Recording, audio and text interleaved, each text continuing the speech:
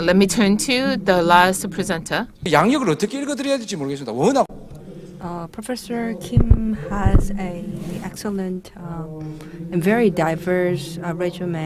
I don't know how to start to introduce him.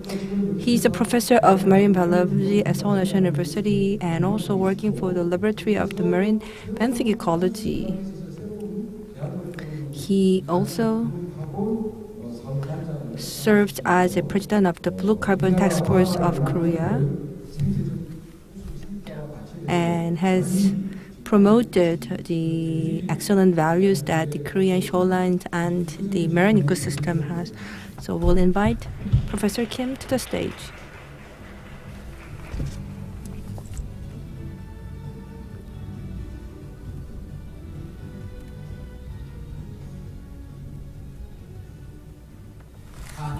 Good afternoon.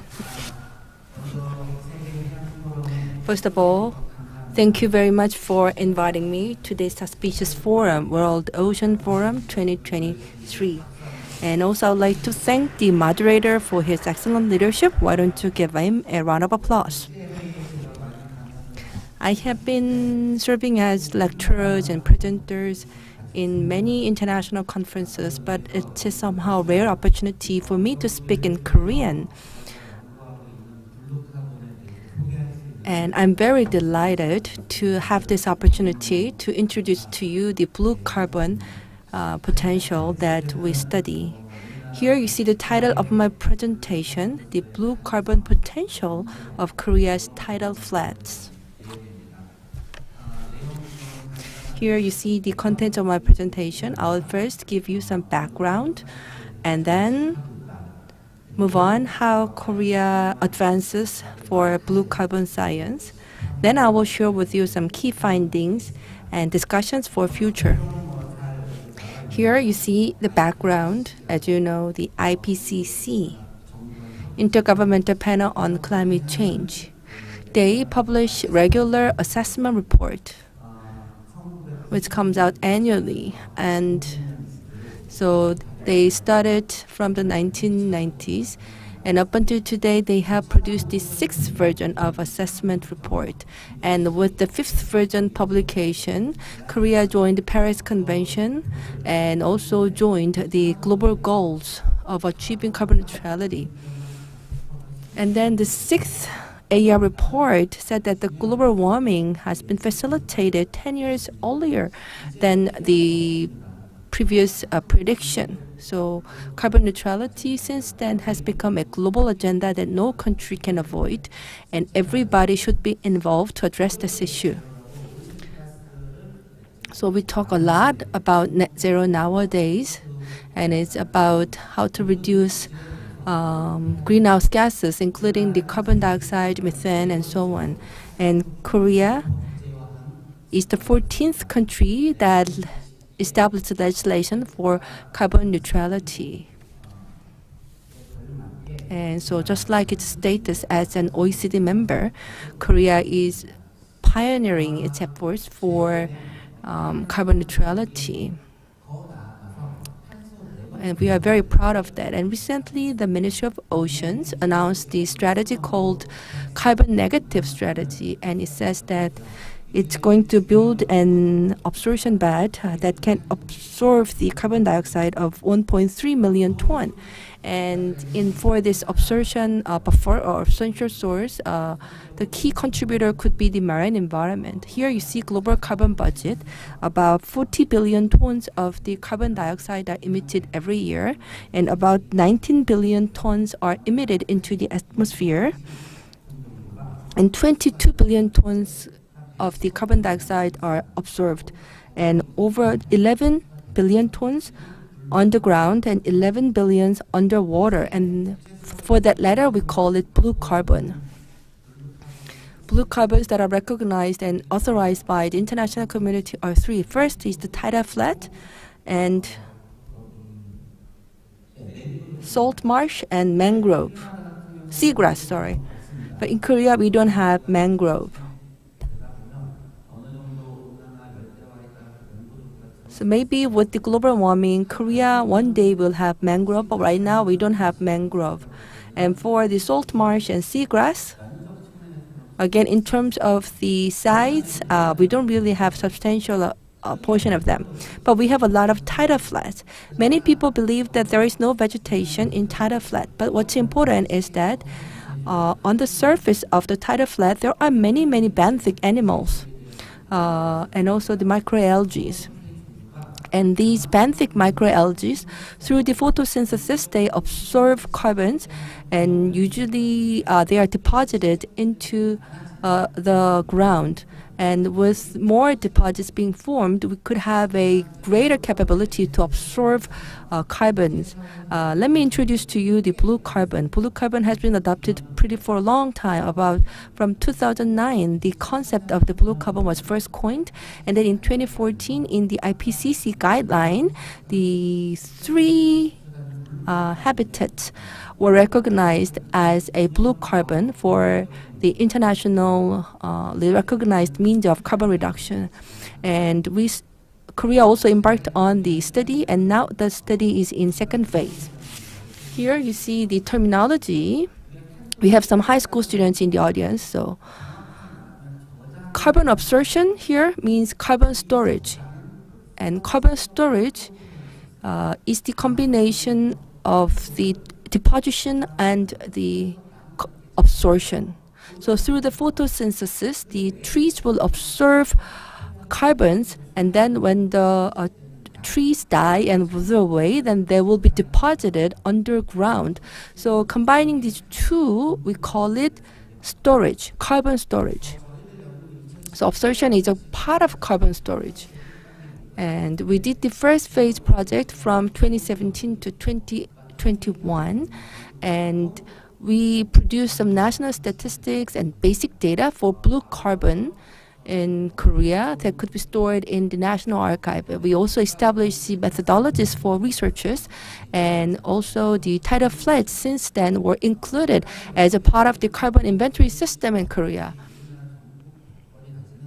And here you see the tidal flats across the nation and their potential to hold and store carbon. So the tidal flats in Korea store about 8 million tons of the carbon dioxide.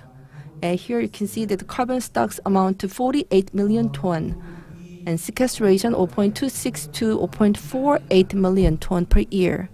So thanks to this phase 1 study, we embarked on phase 2 study. And phase 2 study is to have a more in-depth understanding about the mechanism behind the carbon absorption, and also try to find out some candidate materials for carbon absorption. And also we do the demonstration project on the site, so that how much contribution Korea's shore system or shore environment can contribute to carbon reduction.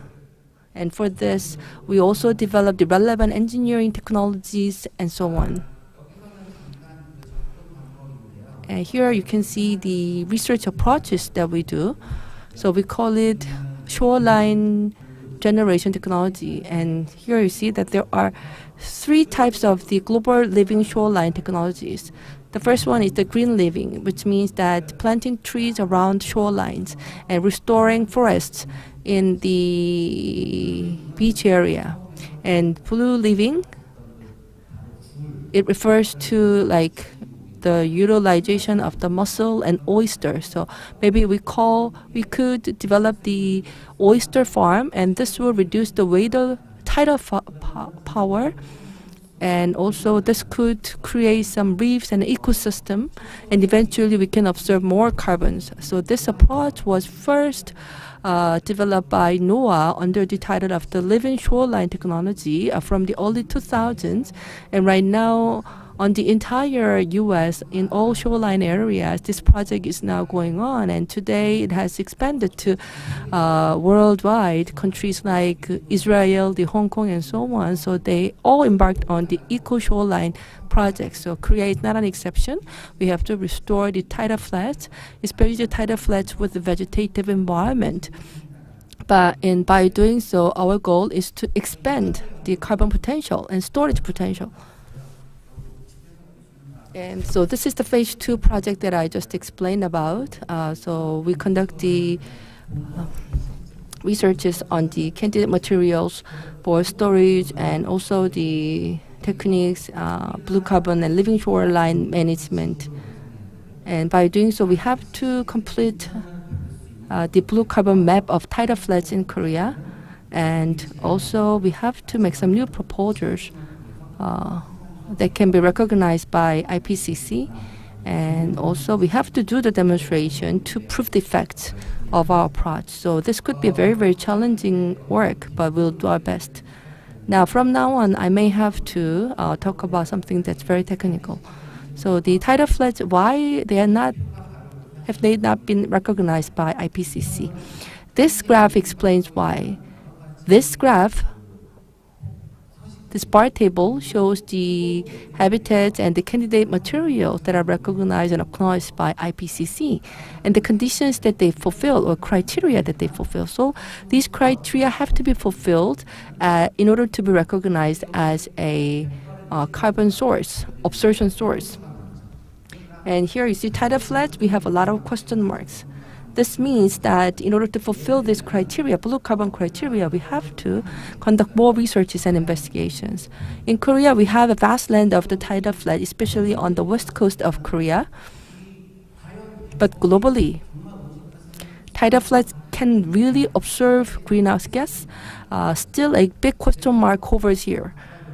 So that's why more investigation and more researches have to be conducted in order to prove its effect, its value.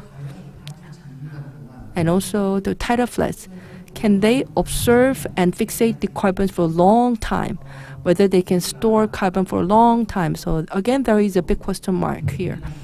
So in terms of the carbon storage and carbon absorption and sequestration, in fact, the carbons have to be stored there for at least 100 years. Only then we can say that the carbon storage and sequestration is achieved.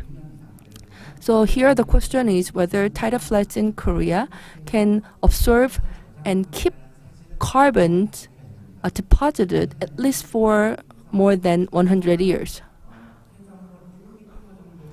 So we analyzed the 1 meter of the deposit so far, but maybe we could extend that to 5 meter. So we are currently developing a tool to conduct the researches deeper into the deposit.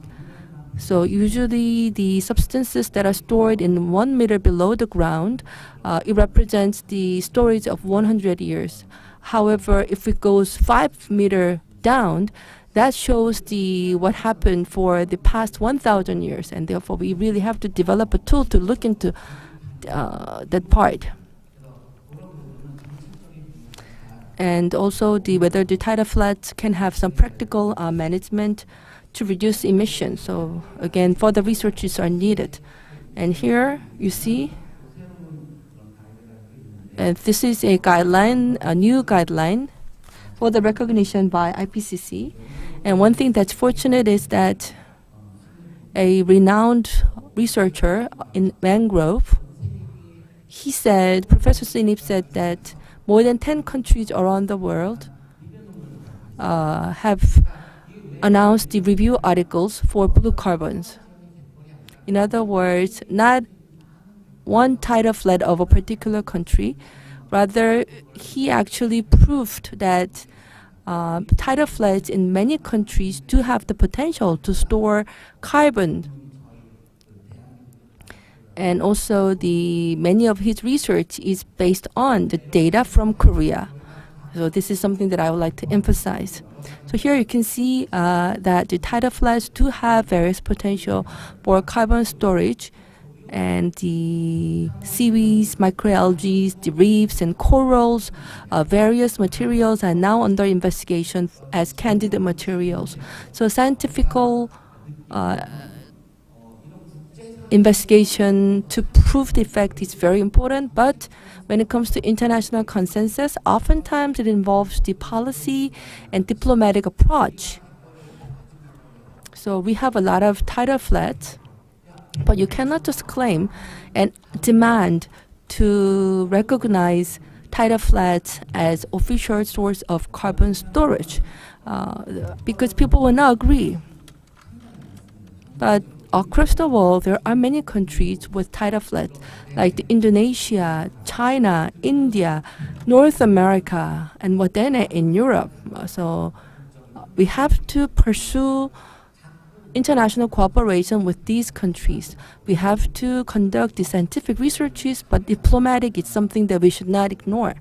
For example, like we can go to various international forums to introduce Korea's tidal flood and its value as a storage source for carbon. And with that, I'd like to conclude my presentation. Thank you very much for giving me this opportunity to introduce to you the blue carbon and also the Korea's researches in this field. Thank you very much. 멋진 발표 들려주신 교수님께 다시 한번 Thank you. Please give him another round of big applause. We have gone through 3 presentations. Now we will continue with a panel discussion. After arranging the settings, we will continue with a panel discussion. And panel discussion, we have our 2 speakers and 3 panelists. Thank you. 입니다.